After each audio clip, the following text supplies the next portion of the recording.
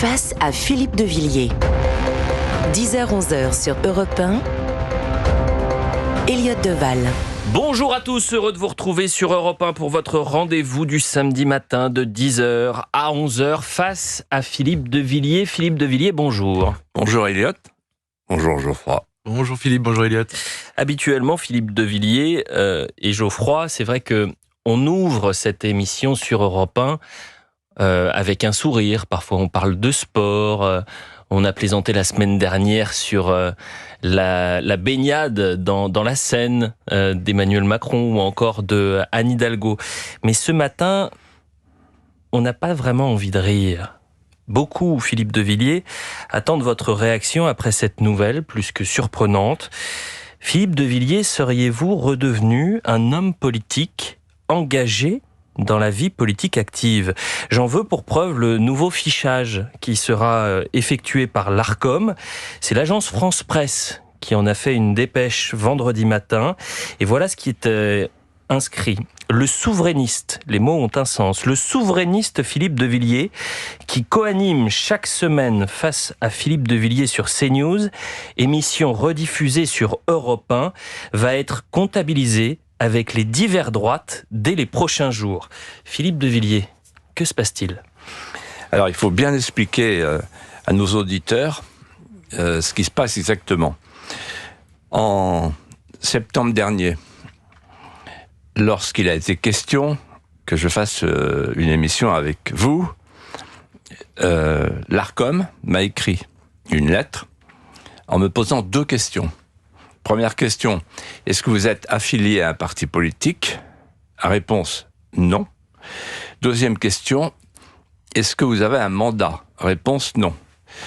Et l'Arcom, à ce moment-là, m'a écrit une lettre solennelle, après son assemblée plénière, me disant, vous êtes donc sans étiquette, donc comme un intervenant extérieur, ce qui est le cas d'ailleurs d'un certain nombre de gens. C'est pas parce qu'on a été ancien ministre et homme politique qu'on est homme politique. On est homme politique s'il y a les deux critères alternatifs, un mandat d'élu ou une appartenance partisane. Et voilà que on apprend hier que l'assemblée plénière, sous quelle influence on ne sait pas, pour quelle raison on ne sait pas, enfin on devine, a changé sa jurisprudence, ou plutôt ses règles, puisque désormais il y a deux conditions supplémentaires. Est-ce que vous êtes souverainiste ? Oui. Est-ce que vous avez des fortes audiences sur Europe 1 et CNews ? Réponse oui. Ah bah dans ce cas-là, on vous classe, on vous fiche comme si vous étiez un homme politique. Un homme politique dans la vie active. Voilà. En d'autres termes, on passe d'un critère objectif, facile à vérifier, un mandat, une appartenance, à un critère subjectif. Ah, vous faites de la politique, vous êtes souverainiste. Et alors, vous êtes encore plus subjectif. Si vous faisiez que 100 000 personnes chaque semaine, on vous laisserait tranquille. Tous ceux qui font 100 000 personnes, on les laisse tranquilles. Mais quand on tutoie le million, on laisse plus tranquille quand on est souverainiste. Voilà le nouveau critère à tous les souverainistes du monde. Je tends la main. Mais ce qui est paradoxal, et ce qui est, pour ne pas dire inquiétant, c'est que dans cette émission, on parle d'histoire, on parle de littérature, on parle de musique, on parle de la France. Et au fond, tous ces sujets-là, vous n'en parlez pas avec un costume d'homme politique actuel. Bien au contraire, c'est un regard sur votre histoire, sur votre expérience. Et ça, comment vous le vivez aujourd'hui ? Alors, lorsque j'ai regardé la fameuse commission d'enquête avec les Fouquier-Tinville et Torquemada de LFI, je me suis dit, oh là là là là, pourquoi ? Parce qu'à un moment donné, il y a un député de LFI qui a dit, mais Philippe de Villiers dans tout ça. Et là, je me suis dit, bon, bah, ça y est, voilà. C'est la bascule. C'est le début de la censure, voilà. En d'autres termes, je dis désolé d'ailleurs, parce que Roch-Olivier Maistre, je le connais bien depuis longtemps. C'est moi qui l'ai fait débuter dans la vie, puisqu'il était conseiller théâtre à mon cabinet quand j'étais secrétaire d'État à la culture. Donc je le connais, c'est Un garçon, le pauvre, là, il est sous pression. Bon, c'est un garçon droit, honnête. Bon, voilà, mais il peut pas faire autrement. Mais en fait, c'est LFI qui commande. Voilà, c'est comme pour la loi sur l'avortement. C'est Mathilde Panot qui commande. C'est LFI qui commande. En fait, qui donne le ton. C'est la gauche qui donne le ton. Et la droite, comme d'habitude, va s'écraser. Permettez-moi, pour clore cette thématique-là, de rappeler l'article 11 de la Déclaration des droits de l'homme et du citoyen. La libre communication des pensées et des opinions est un droit les plus précieux de l'homme. Tout citoyen peut donc parler, écrire, imprimer librement, sauf à répondre de l'abus de cette liberté dans les cas déterminés par la loi. Voilà ce qu'on pouvait dire. Magnifique. Voilà. On avance dans cette émission. Peut-être un mot avec vous, Geoffroy Lejeune. Quel regard vous le directeur de l'information, pardonnez-moi, de la rédaction du Journal du Dimanche? Moi, en fait, en apprenant ça, je me suis dit, c'est drôle, ça fait une quinzaine d'années que je fais ce métier et j'ai l'habitude d'interviewer des politiques. Et je sais que les politiques, on les accuse souvent d'avoir de la langue de bois. En réalité, leur métier consiste pas forcément à dire la vérité, mais à dire du mal de leurs opposants et du bien de leur bilan ou de leurs propositions. Et ça fait maintenant 7 mois qu'on fait cette émission avec Philippe Elliott toutes les semaines. Et Philippe n'est pas dans ce costume-là, je peux témoigner, puisqu'en fait, c'est pas le même exercice. Philippe essaye de parler des choses dont on parle, des sujets dont on parle, avec souvent un regard décalé par rapport aux commentaires ambiants, souvent des souvenirs personnels en effet, et sans essayer de dénigrer ou de pousser un camp politique plutôt qu'un autre, avec un regard sur les choses de quelqu'un qui est libre et qui est tout seul surtout, avec aucune visée politique. Donc je la trouve aberrante en réalité cette décision. Eh bien c'est cette liberté peut-être qui dérange, et vous en avez parlé, c'est la réussite aussi qui pose problème. Oui, mais bon, voilà, si on doit me censurer, je repartirai chez moi, je repensais à la phrase de Clavel, je sais pas, les plus jeunes s'en souviennent pas, mais messieurs les Sancerre, bonsoir. Bonsoir, pas tout de suite, Philippe de Villiers, on va rester ensemble jusqu'à 11h sur Europe 1. Et nous parlerons dans un instant, après la publicité, de l'interruption volontaire de grossesse, qui est désormais scellée dans la Constitution. À tout de suite sur Europe 1. Face à Philippe de Villiers. 10h-11h sur Europe 1, Elliot Deval. De retour sur Europe 1 pour Face à Philippe de Villiers jusqu'à 11h avec Geoffroy Lejeune, bien sûr, directeur de la rédaction du Journal du Dimanche. Messieurs, nous allons parler de l'interruption volontaire de grossesse qui a été scellée dans la Constitution. Mais avant cela, reprenons avec une séquence inédite, historique. Au moment de la cérémonie constitutionnalisant l'IVG, la chanteuse Catherine Ringer a interprété la Marseillaise en revisitant notre hymne national. Citoyens, citoyennes, on rajoute citoyenne. Et puis adieu qu'un sang impur abreuve nos sillons, place désormais à une loi pure dans la Constitution. Réécoutons cela ensemble et on en parle juste après, Philippe de Villiers. Aux armes, citoyens, citoyennes, formons nos bataillons, marchons et chantons cette loi pure dans la Constitution. Geoffroy Lejeune. On est 45 ans après Gainsbourg qui chantait aux armes, etc., qui était une façon de revisiter la Marseillaise déjà. Qu'est-ce que ça veut dire de réinterpréter, de réécrire les paroles de la Marseillaise, Philippe ? C'est la mi-carême, c'est la pantomime, on touche à tout, y compris l'hymne national. C'est le paradis diversitaire, comme dirait Mathieu Bocoté, une Marseillaise inclusive, voilà. Et donc citoyen, citoyenne, donc l'écriture inclusive. Ouais. Et en même temps, il y a une chose qui m'a beaucoup gêné, parce que j'ai quelques références historiques. La loi pure, ça rappelle l'eugénisme d'un régime politique qu'on a connu dans les années 30 et on a vu ce que ça a donné. Donc le mot loi pure, la loi pure qui est pure, ça me gêne profondément. Et ça vous gêne peut-être parce que il y a une histoire à travers la Marseillaise, Philippe de Villiers. Que représente la Marseillaise pour vous ? Pour moi, la Marseillaise, elle représente un premier souvenir familial. Mes 2 frères, Bertrand et Pierre, à la cérémonie du triomphe de Saint-Cyr, quand ils sont devenus officiers français, dans la tradition familiale, et qu'on entend le commandement à genoux les hommes, debout les officiers. Et là, tous les Sérards en grand tu chantent la Marseillaise. Et ce souvenir fait écho à la mémoire familiale, puisque notre grand-père, Louis de Villiers, est mort à la tête de sa compagnie le 8 septembre 1914 en chantant la Marseillaise en casoar gants blancs, comme le serment de 14, pantalon Garance. Il a chanté la Marseillaise.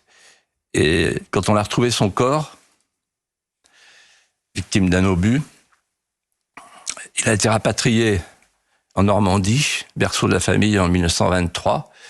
On a retiré sur son corps sa chevalière, qui vient de loin, pour service rendu, mort au champ d'honneur de génération en génération. Cette chevalière a été donnée à mon père, qui l'a portée dans le camp de représailles de Lübeck pendant la Deuxième Guerre mondiale. Et quand mon père est mort, cette chevalière, c'est moi qui en ai hérité, et je la porte sur moi. Et pendant toute ma vie politique, on m'a chahuté, on m'a dénigré, on m'a piétiné à cause de cette chevalière. Donc pour moi, la Marseillaise, on ne triture pas l'hymne national. Philippe de Villiers, l'interruption volontaire de grossesse est scellée désormais dans la Constitution. Le vote a eu lieu ce lundi à Versailles. Le Parlement, d'ailleurs, était réuni en congrès, 780 voix pour, 72 contre. Une constitutionnalisant entraînant, vous le voyez à l'image, une cérémonie ce vendredi. Toutes les convictions, Philippe de Villiers, doivent être entendues sur ce sujet avec bienveillance, sans volonté de polémiquer. À célébration qu'il y a eu aujourd'hui, vous répondez gravité. Pourquoi ? D'abord parce qu'on est hors sujet, que personne ne le dit. Mais il y a beaucoup de femmes aujourd'hui qui se disent, mais le vrai problème, c'est la liberté d'aller et venir. C'est ça, le problème des femmes aujourd'hui. La liberté de ne pas être violée par les OQTF.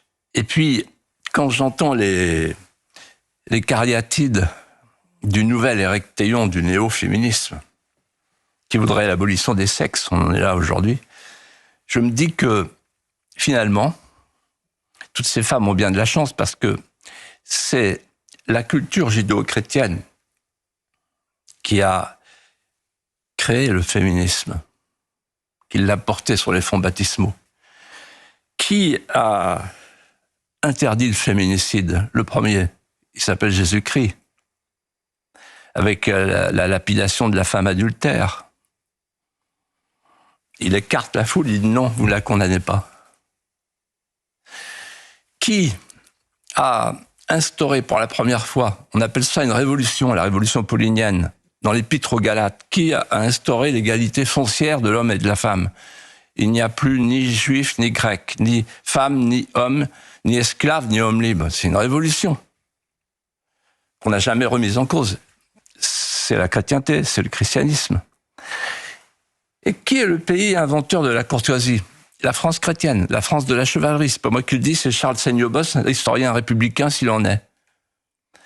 Et donc en fait, la chrétienté, elle a inventé un monde. Elle a inventé un monde où la femme peut circuler librement. Elle a inventé un monde où on n'excise pas les femmes. Il n'y a pas d'excision. Il n'y a pas de crime d'honneur. Où la femme vaut un homme en justice, pas la moitié d'un homme. Donc, tous ces islamo-gauchistes, tous ces néo-féministes, aujourd'hui font la fête, mais bientôt ils auront la gueule de bois, parce qu'on est en train de détruire une société, on est en train de détruire ce qui fait la grandeur de la femme. Moi, je suis attaché à la figure maternelle et féminine. Michelet disait « La France est une femme ». Et Anatole France disait « La langue française est une langue de femmes belles, de femmes audacieuses ». Donc, dans notre civilisation, la femme est première. Geoffroy Lejeune. Ne soyez pas choqué, Philippe, mais est-ce qu'on peut dire que vous êtes féministe ?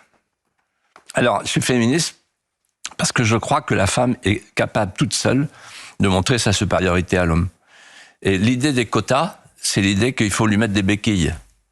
Et d'ailleurs, cette idée des quotas, elle vient des États-Unis, comme d'habitude. Et aux États-Unis, en ce moment, je ne sais pas si vous savez, la discrimination positive est remise en cause dans toutes les universités et par les pouvoirs publics parce que ça n'a pas marché. Pourquoi ? Parce que beaucoup de personnes qui étaient bénéficiaires de la discrimination positive se sont levées en disant « mais on n'a pas besoin d'une loi pour nous protéger. On est capable par notre talent d'accéder aux responsabilités. » Cher Philippe de Villiers, on va revenir dans un instant après ces mots sur le féminisme. On va parler d'une polémique, puisqu'on va parler des Jeux Olympiques.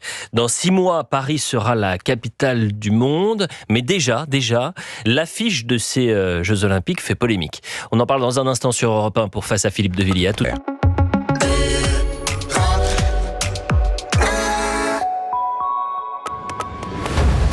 Face à Philippe de Villiers. 10h-11h sur Europe 1. Elliot Deval. De retour sur Europe 1 pour Face à Philippe de Villiers. Philippe de Villiers, bien sûr, est là. Geoffroy Lejeune également. Parlons des JO. Dans 6 mois, je le disais avant la publicité, Paris sera la capitale du monde. Elle est déjà peut-être dans le cœur des Franciliens. Mais tous les symboles comptent, Philippe de Villiers, et notamment l'affiche officielle pour cette Olympiade, l'œuvre d'Ugo Gattoni. Avec un détail qui en a choqué plus d'un jusqu'à s'inviter dans les questions au gouvernement au Sénat. Le dôme des Invalides est orné d'une simple pointe. La croix dorée n'apparaît donc plus sur l'illustration et cela a donné un échange de haute volée entre la ministre des Sports, Madame Amélie Oudéa-Castéra, et le sénateur Roger Carucci. Monsieur le Premier ministre, quelle différence fait votre gouvernement entre une croix et une flèche ? Vous aurez sûrement remarqué que sur cette affiche des Jeux Olympiques et Paralympiques, la Tour Eiffel est rose. Elle est encerclée par le Stade de France. Vous aurez sûrement remarqué, monsieur le sénateur, que l'Arc de Triomphe, il y a le métro qui est en dessous et qu'une partie de tennis fauteuil se joue sur sa partie supérieure. Vous aurez remarqué aussi que ce sont les jardins de Versailles qui sont proches de l'obélisque et que l'obélisque est à la place du Champ de Mars. Et vous aurez remarqué aussi que c'est la vague de Tioupo en Polynésie française qui roule sur la marina de Marseille. Ces erreurs, elles sont multiples. C'est des écarts à la réalité. Et ça a un nom, la liberté d'un artiste. Non, Madame la Ministre. Désolé, ça n'est pas la même chose. Vous pouvez peindre la Tour Eiffel dans la couleur que vous souhaitez. Mais vous ne pouvez pas enlever la croix du dôme des Invalides qui est là depuis Louis XIV. Vous ne pouvez pas changer l'histoire de France. Vous pouvez faire un dessin, laisser la liberté de l'artiste. Mais en fait, gouvernement, parlement, nous sommes la nation. Mais nous sommes la nation de manière provisoire.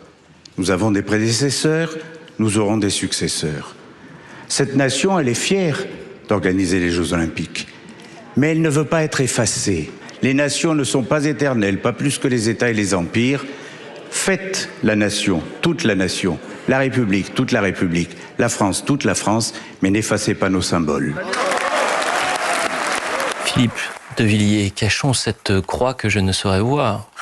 Oui, il est magnifique, Roger Carucci. C'est admirable quand il dit nous sommes là pour le provisoire. Il se réclame de la grande continuité historique française, magnifique. Alors, moi sur cette affiche, je vais vous dire ceci.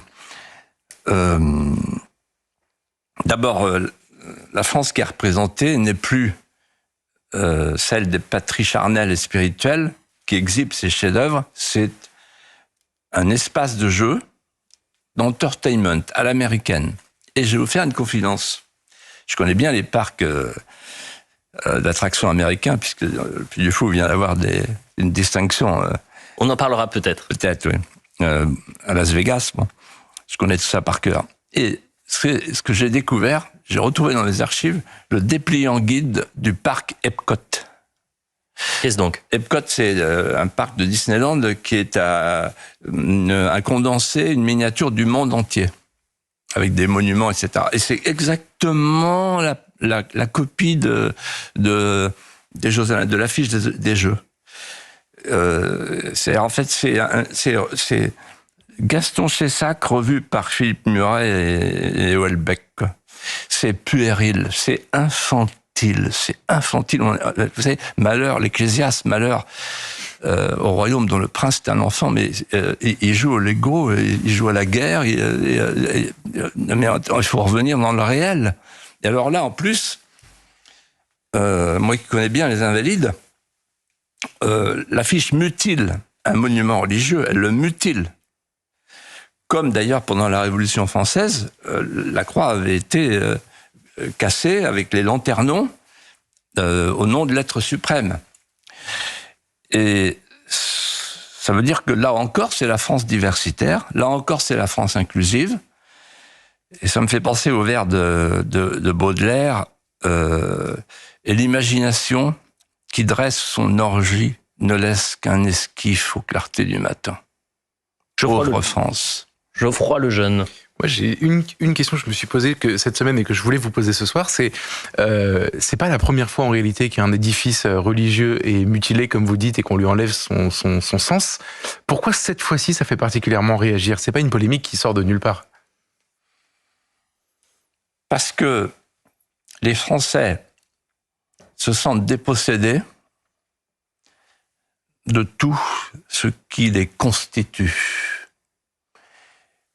Et que ça n'est surtout pas le moment de soustraire à l'image qu'on veut donner dans le monde, de soustraire ce qui a fait la grandeur de la France. Ce pourquoi le monde entier regarde la France. Ce pourquoi le monde entier aime la France. Ce pourquoi le monde entier a envie de venir en France.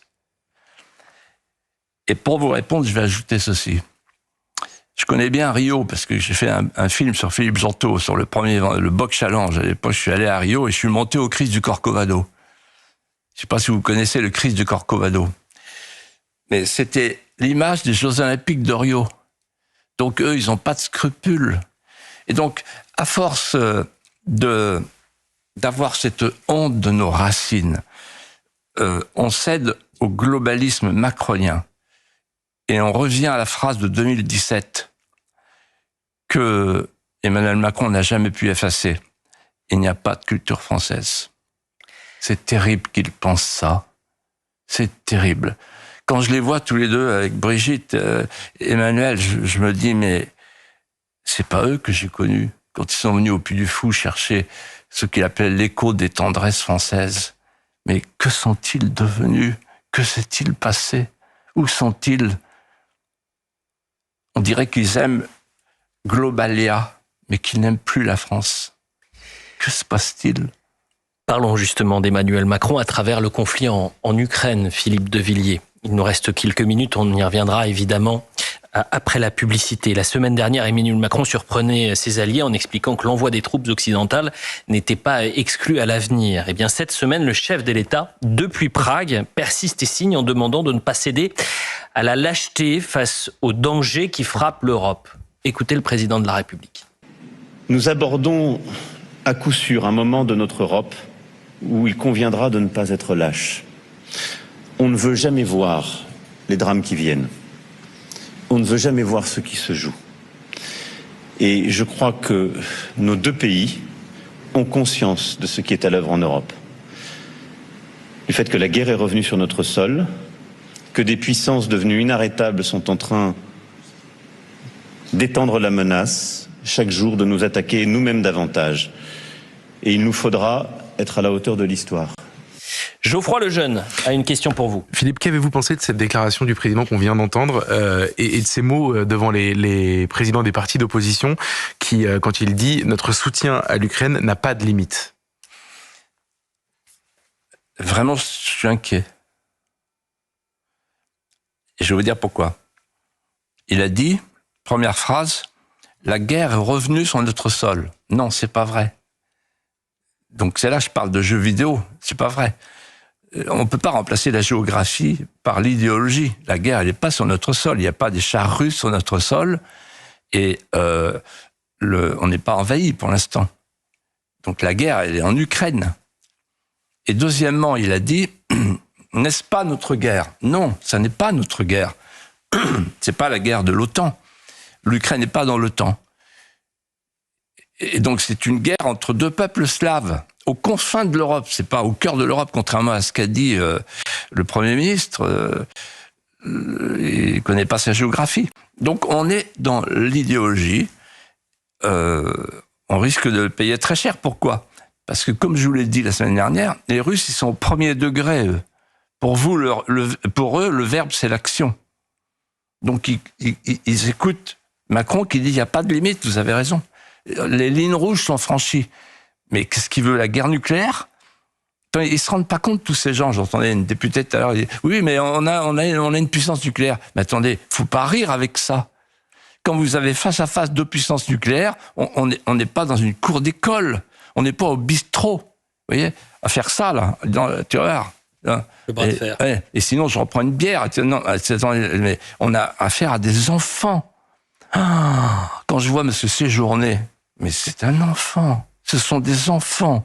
Il n'y a pas de maturité là-dedans. Quand j'entends Hubert Védrine ou Dominique Régnier, comme j'ai entendu cette semaine chez Sonia Mabrouk, je me dis, là, le navire, il est lesté de plomb, là. Là, il y a l'expérience, il y a le bon sens, il y a la sagesse. C'est ça qui nous manque. La question qu'on doit se poser à présent, Philippe de Villiers, c'est pourquoi Emmanuel Macron s'en va en guerre ? Alors, il nous a donné une piste pour qu'on puisse expliquer cette démarche. Il a cité les tranches défaites. Et je connais bien les tranches défaites, Marc Bloch. Et il dit ceci, Marc Bloch. Il s'adresse au général Gamelin et aux hommes politiques de ce temps-là, et il dit, ces gens-là ont rejoué la guerre d'avant. Ils ont voulu rejouer la guerre de 14, la ligne Maginot, etc. Alors que les Allemands pensaient à la guerre de 40. Et qu'est-ce que font les gens qui sont au pouvoir autour d'Emmanuel Macron aujourd'hui? Ils tentent de réinventer la guerre de 40, c'est-à-dire Hitler, c'est Poutine, et il y a des collabos et des résistants. Les résistants, c'est Renaissance et toute la bande, et les collabos, c'est la droite, en gros. Voilà. Ça, c'est la première hypothèse. C'est une hypothèse rentable, en fait, parce que faut pas oublier que ce qui a sauvé Macron 2 fois aux 2 présidentielles, c'est le parquet financier pour Fillon, qui a éliminé Fillon, et ensuite la guerre en Ukraine, le 24 février. Donc, il a kidnappé la campagne. Donc là, il essaie de recommencer. Bon. Est-ce que ça marchera ? Alors, c'est au prix quand même de nous exposer à une guerre nucléaire, quoi. Vous voyez un petit peu le niveau. Il y a une deuxième hypothèse, qui est une hypothèse européenne. Macron voit que, en fait, il n'y a plus de leadership en Europe. L'Allemagne, peut-être on en parlera, l'Allemagne ne se porte pas bien, elle peut plus être le leader, et les États-Unis s'en vont. Et donc, ils se disent, c'est le moment pour moi de devenir le patron de l'Europe, le fédérateur de l'Europe, pour une Europe fédérale. Et en fait, peut-être quelqu'un lui a filé une fiche sur Bismarck, et ça colle bien, en fait. Bismarck, qu'est-ce qu'il fait ? Il fait une guerre avec l'Autriche. Et après la victoire de Sadowa, il constitue l'Allemagne du Nord, la confédération de l'Allemagne du Nord, avec un Zollverein, c'est un marché commun, avec les États du Nord. Et puis ensuite, il dit à ses collaborateurs, on a besoin d'une guerre, une autre guerre, pour fédérer les États du Sud. Et il fait la guerre de 1870 pour pouvoir fédérer les États du Sud, et il devient non plus le chancelier de la Confédération de l'Allemagne du Nord, mais le chancelier d'Allemagne. L'affaire est faite. Et donc, imaginons, Macron se dit, si on fait vraiment la guerre, qu'on envoie des troupes au sol, qu'on est en guerre, à ce moment-là, je peux devenir le patron de l'Europe. Voilà son calcul. En tout cas, c'est une hypothèse. Alors, cette hypothèse est peu vraisemblable parce que je lui prête là une culture historique. Et vous restez là-dessus. Vous savez comment on appelle ça en télé ? Un blanc. Un blanc. Un blanc, mais en radio, il n'y en a pas, Philippe de Villiers. C'est pourquoi on peut avoir des respirations publicitaires, histoire de revenir dans un instant pour parler de l'Europe, puisqu'on est à moins de 100 jours des élections européennes. À tout de suite sur Europe 1 pour Face à Philippe de Villiers. Face à Philippe de Villiers. 10h-11h sur Europe 1, Elliott Deval. Chers auditeurs, la suite et fin de Face à Philippe de Villiers. Philippe de Villiers est là, bien sûr. Geoffroy Lejeune, toujours directeur de la rédaction du Journal du Dimanche. Parlons de l'Europe à présent, puisqu'on est à moins de 100 jours des élections européennes. Dites-moi si je me trompe, Philippe de Villiers, mais il y a deux grandes visions de l'Europe qui vont s'affronter. Les européistes, qui font de l'Europe la valeur cardinale, et ceux qui veulent une Europe des nations, avec un retour d'une souveraineté nationale et d'une coopération européenne sur différents sujets. Philippe de Villiers, vous souhaitez revenir ce samedi matin sur l'origine de l'idée européenne. Qu'est-ce que vous voulez dire par là, l'origine de l'idée européenne ? Eh bien, l'Europe est née dans un verre, dans un chai. L'Europe est née dans un verre de cognac, avec un petit jeune homme qui a vécu son enfance dans le monde du vin brûlé. De Gaulle avait un mot ironique. Vous avez compris qu'il s'agit de Jean Monnet. Oui. Il disait Jean Monnet faisait un bon cognac. C'est dommage que cette occupation ne lui ait pas suffi. En effet, le jeune homme, très vite, a eu le goût du large.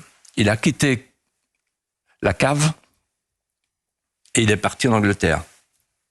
Il est passé de la vigne aux salles de marché. Quand la guerre de 14 est arrivée, il s'est fait réformer. Il a été rappelé par Clemenceau qui dit « Que faites-vous, jeune homme ?» Il travaillait à la Banque Lazare. Là, il a fait fortune et repéré par les Anglais, il a été anobli. Le baronnet, Mister Money of Cognac, on l'appelait. Et Mister Money of Cognac, l'Angleterre lui a pas suffi, il a débarqué aux États-Unis. Et là, en 1934, il dîne avec son associé, parce qu'il a créé une banque. Et il pique la femme de l'associé, Sylvia Giannoli. Et elle dit, mais moi je veux me marier religieusement. Elle dit, c'est pas possible, il y a les règles, le droit italien, puisqu'elle est italienne. Donc, il s'envole pour Moscou. Il convole à Moscou. Et donc, c'est un mariage soviétique, en quelque sorte, allégorique. Et il revient, et là, en 1941, le couple s'installe à Washington. Et c'est là que tout commence. Parce que là, il entre au cabinet de Roosevelt. Et c'est dans le bureau de Roosevelt qu'ils vont dessiner les plans de la CECA, le pool charbon-acier. Et c'est dans le bureau de Roosevelt qu'une note que j'ai retrouvée en mai 1943 dit ceci. Il faut que pour que la paix soit possible, éviter à tout prix que les États européens retrouvent leur souveraineté nationale. Il faut un grand ensemble atlantique.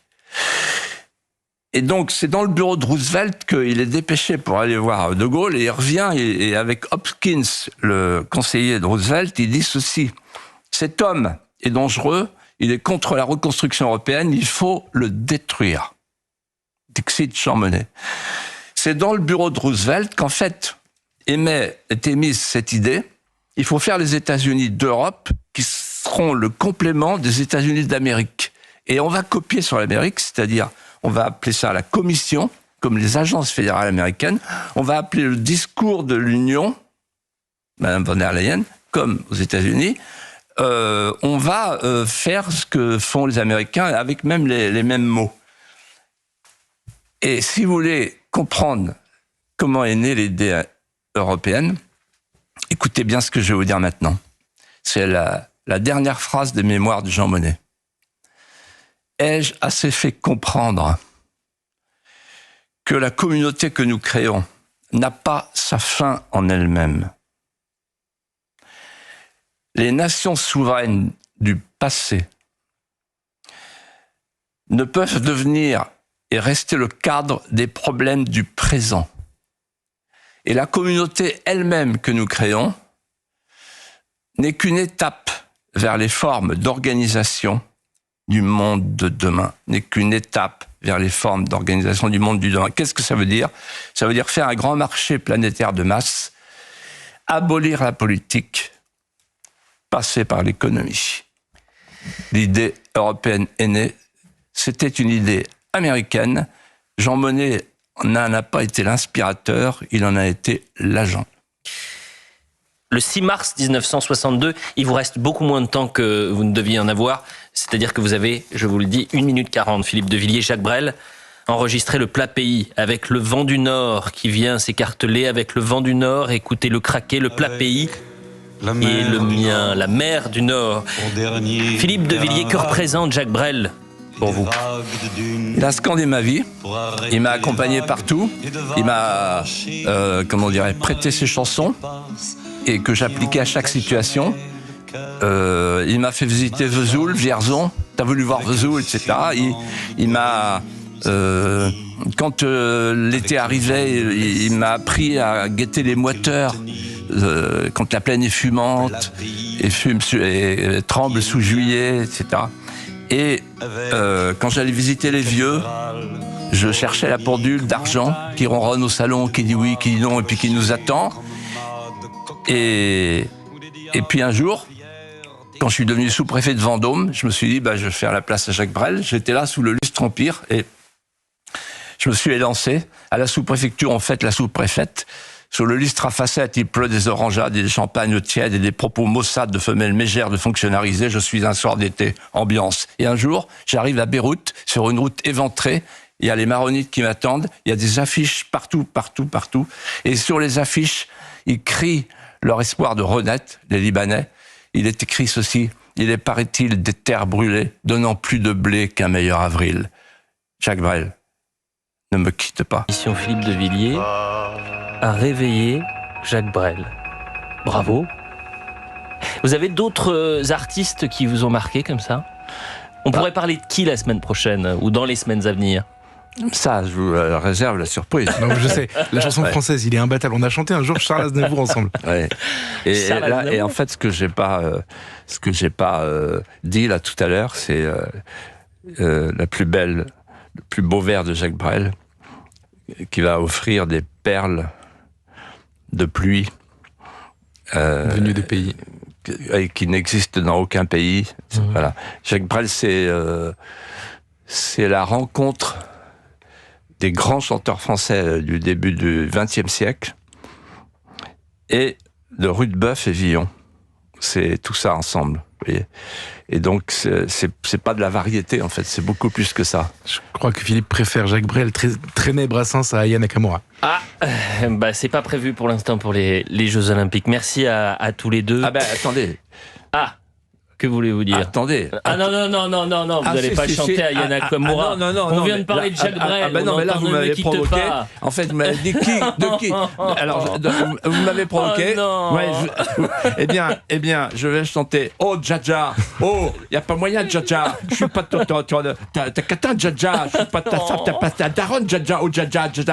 Oh, Yaya, Aya, Nakamura.